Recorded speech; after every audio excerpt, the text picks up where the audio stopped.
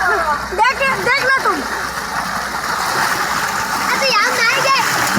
ये देखो। अस्सलाम वालेकुम गाइस, अब हमने कपड़े चेंज कर लिए। अब हम मस्जिद, ये मेरे भाई भी मेरे साथ है, छोटा सैफ अली, और बाकी का भी लोग बाद में होगा। तो मैं मस्जिद जा रहा हूँ अभी। गाइस मैं मस्जिद पहुँच गया हूँ, ये मस्जिद है माशाल्लाह। बाकी का भी लोग बाद में होगा, ये देखिए माशाल्लाह।